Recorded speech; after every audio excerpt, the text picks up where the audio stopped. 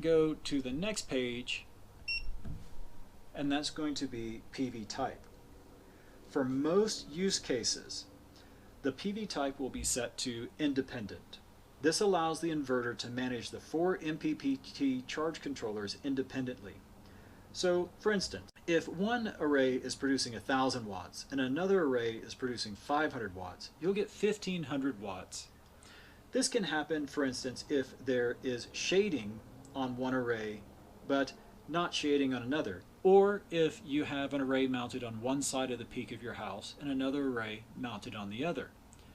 Normally, you would have to use some external device to manage the differences in voltage because the arrays would either be shaded or receiving different amounts of sunlight. That is what makes the independent PV type very useful in setup. You can use parallel.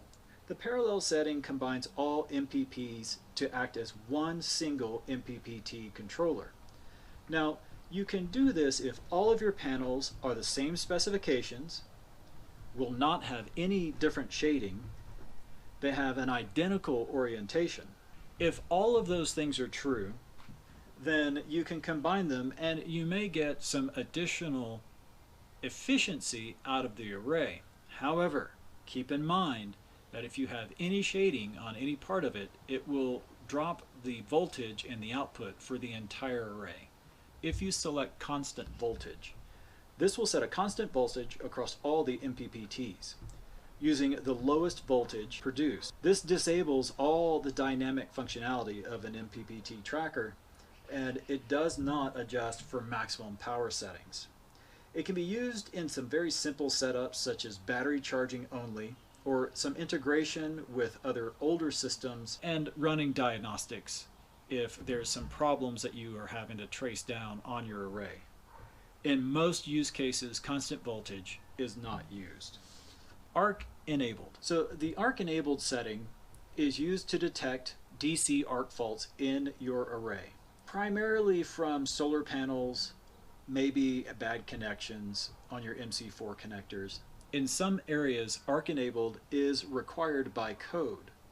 Now, challenges can arise from enabling arc detection if you have a lot of lightning, thunderstorms in your area, if there's grounding issues, or if you have different soil moisture levels. Soil saturation can affect the conductivity of the soil, and if the soil is highly conductive, the inverter could detect voltage spikes from other grounded devices in the soil. Keep that in mind and check your local codes if you need to enable arc detection. Beep on and off actually does not turn off this beep. If you tick that, it will turn on a constant beep that beeps about every 3 seconds to let you know that the inverter is on and alive. It's very annoying.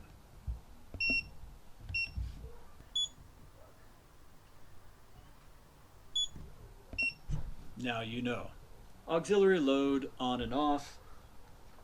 There is a second AC output on the inverter. This can be turned on and off based on the battery state of charge. This is very helpful when output 1 is tied to your critical loads and output 2 is tied to non-critical loads. For instance, you could put a refrigerator, your well pump, and your furnace on output 1 as critical loads, but your TV and microwave, all the rest of the power in your house could be on load 2, and if there's a power outage, if your batteries drop, let's say, to 80%, it simply turns off all those other loads and keeps power going to your essential loads.